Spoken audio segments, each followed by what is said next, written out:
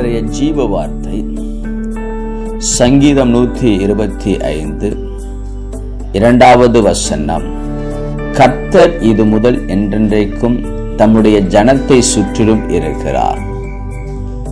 கர்த்தர் சொல்லுகிறார், நான் உங்களை சுற்றிலும் இருக்கிறேன்.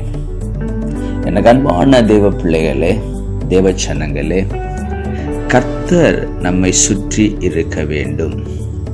கர்த்தர் நம்முடைய குடும்பத்தை சுற்றி இருக்க வேண்டும். கர்த்தர் நம்முடைய ஜனத்தை சுற்றி இருக்க வேண்டும். கர்த்தர் நம்முடைய பட்டணத்தை சுற்றி இருக்க வேண்டும். அவர் நம்மை சுற்றி இருக்கும் பொழுது நாம் சந்தோஷமாக, சமாதானமாக, மன மகிழ்ச்சியாக, பாதுகாப்போடு இருக்க முடியும். எனக்கு அன்பான தேவ பிள்ளைகளே, கர்த்தர் மேல் நாம் நம்பிக்கையுள்ளவர்களாய் இருக்கும் பொழுது அவர் நம்மை சுற்றி இருக்கிறார். எசேக்கியா ராஜாவும் ஜனங்களும் கர்த்தர் மேல் நம்பிக்கை வைத்ததினால் கர்த்தர் தமது ஜனத்தோடு இருந்தார் என்று வேதம் சொல்லுகிறது. எனக்கு அன்பான தேவ பிள்ளைகளே, தாவீதும் கர்த்தர் மேல் நம்பிக்கை உள்ளவனாய் இருந்தபடியினாலே கர்த்தர் தாவீதை சுற்றி இருந்தார். ஆகவே கர்த்தர் மேல் நாம் நம்பிக்கை உள்ளவர்களாய் இருக்கும் பொழுது கர்த்தர் என்றென்றைக்கும் நம்மை சுற்றி இருக்கிறவராகவே இருக்கிறார். சத்துருக்கள் நெருங்காதபடிக்கு, சத்துருக்கள் நெருங்கி நம்மளை தொடாதபடிக்கு அவருடைய சேனைகள் நம்மை சுற்றி இருக்கிறது. கர்த்தருடைய சேனைகள் நம்மை சுற்றி இருக்கிறது.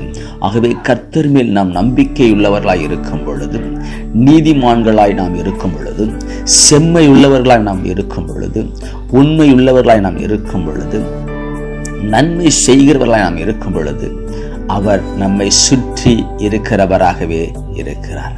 எனக்கு அன்பான தெய்வ பிள்ளைகளே, வேதத்திலே நாம் பார்க்கிறோம், கர்த்தருக்கு ஸ்தோத்திரம், தன்னுடைய ஜனங்களை சுற்றி அவர் இருந்தார்.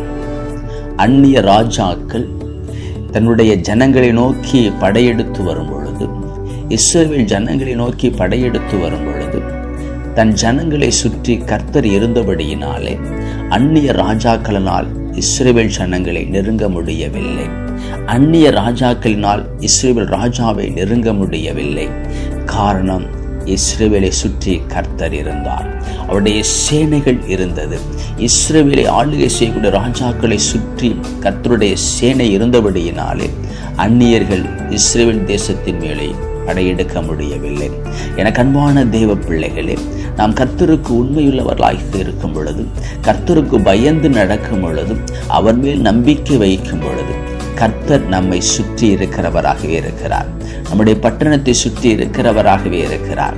நம்முடைய குடும்பத்தை சுற்றி இருக்கிறவராகவே இருக்கிறார். எனக்கு அன்பான தேவ பிள்ளைகளே, இந்த கடைசி காலத்துல கர்த்தர் நம்மை சுற்றி இருக்க வேண்டும்.